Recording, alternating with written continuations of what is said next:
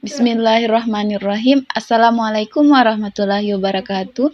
Perkenalkan, nama saya Safira Ramadhani, NIM 2020-32014, kelas Akuntansi Eksekutif. Pada hari ini saya akan membawakan materi tantangan-tantangan dalam dunia perbankan. Berikut saya akan menjabarkan materinya. Pengertian bank menurut Undang-Undang Nomor 10 Tahun 1998 tentang perbankan, yakni lembaga usaha yang menghimpun uang dari masyarakat dalam bentuk simpanan, kemudian menyalurkan kembali kepada masyarakat berbentuk kredit atau lainnya agar taraf hidup masyarakat meningkat. 1. Pertumbuhan kredit perbankan yang masih rendah. Kemampuan permodalan perbankan Indonesia saat ini masih mengindikasikan pertumbuhan kredit yang cukup tinggi, sehingga sulit untuk dicapai jika perbankan nasional tidak memperbaiki kondisi permodalannya. Hambatan dalam hal permodalan bank, penyaluran kredit dalam banyak hal juga terhambat oleh keengganan sebagian bank untuk menyalurkan kredit, karena kurangnya kemampuan manajemen risiko dan keahlian pokok perbankan yang relatif masih lemah, serta biaya operasional yang masih relatif tinggi. Hal tersebut masih merupakan tantangan tersendiri bagi masing-masing organisasi bank. 2. Struktur perbankan yang belum optimal.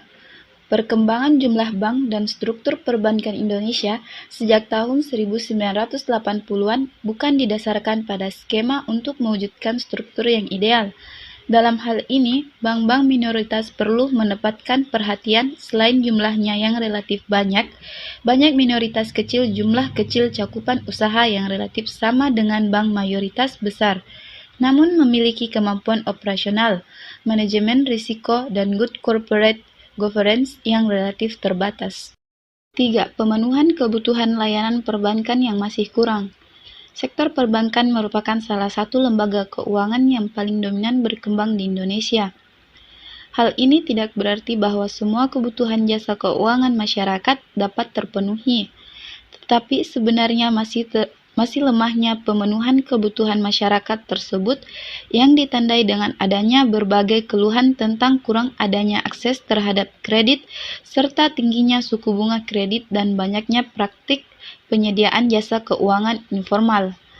Apabila ditinjau dari optik masyarakat cukup beralasan, sebab kredit korporasi dan UKM sudah mulai berkembang, sedangkan tingkat penetrasi kredit masih relatif rendah. Sejalan dengan perubahan sosial dan politik pada masyarakat, maka hal ini makin penting bagi masyarakat pengguna jasa keuangan, terutama sektor perbankan, untuk meningkatkan kualitas pelayanan menyangkut masalah ekonomi dari pelayanan jasa keuangan serta adanya antisipasi terhadap efek, di samping meningkatkan peran jasa perbankan. 4. Pengawasan bank yang masih perlu ditingkatkan. Dalam sistem pengawasan bank yang perlu ditingkatkan dan disempurnakan, sebab masih terdapat beberapa prinsip kehati-hatian yang belum diterapkan secara baik, di mana koordinasi pengawasan yang masih perlu ditingkatkan, kemampuan sumber daya manusia akan pengawasan yang belum optimal, implementasi penegakan hukum pengawasan yang belum efektif, dan masih lemahnya pengawasan terkonsolidasi secara internasional. Dengan kata lain, pengawasan bank merupakan bidang yang sangat dinamis dan luas cakupannya. Juga peningkatan kualitas pengawasan merupakan salah satu upaya yang patut dilaksanakan secara kontinu oleh Bank Indonesia. 5. Kapabilitas perbankan yang masih lemah.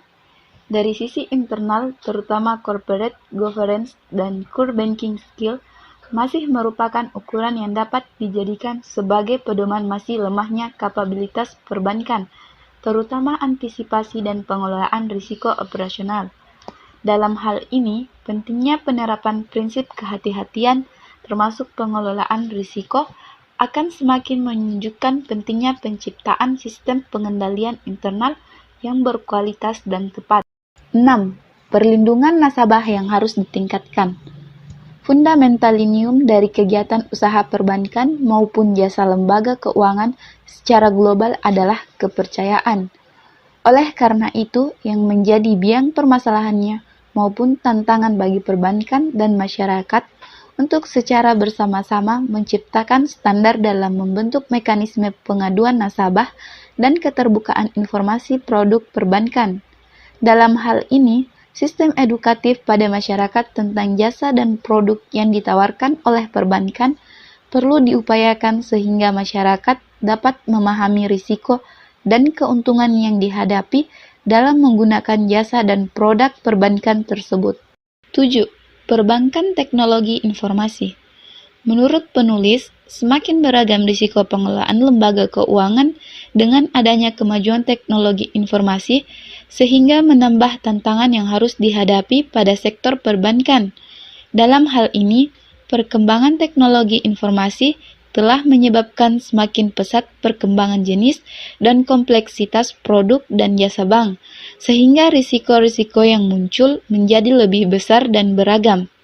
Dengan demikian, peningkatan efektivitas pengaturan serta pemenuhan standar pengaturan yang termotivasikan pada international best practices adalah hal yang sangat penting.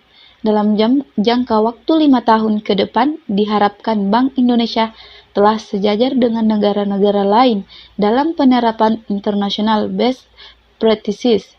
Sedangkan dari sisi proses penyusunan kebijakan perbankan, diharapkan dalam 2 tahun ke depan, Bank Indonesia telah memiliki sistem penyusunan kebijakan perbankan yang efektif dengan melibatkan pihak-pihak terkait dalam proses penyusunannya.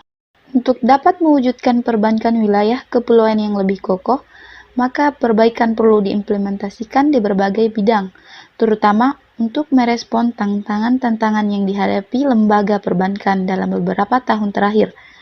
Berkaitan dengan itu, maka disarankan 1. Diharapkan bank-bank minoritas perlu mendapatkan perhatian. Selain jumlahnya yang relatif banyak, bank minoritas kecil juga memiliki cakupan usaha yang relatif sama dengan bank mayoritas besar, namun memiliki kemampuan operasional, manajemen risiko, dan good corporate governance yang relatif terbatas.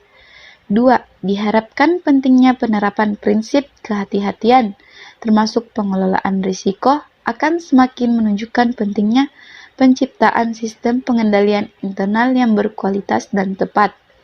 3. Diharapkan dalam perkembangan teknologi informasi yang telah menyebabkan semakin pesat perkembangan jenis dan kompleksitas produk dan jasa bank, sehingga dapat menekankan risiko-risiko yang muncul menjadi lebih besar dan beragam.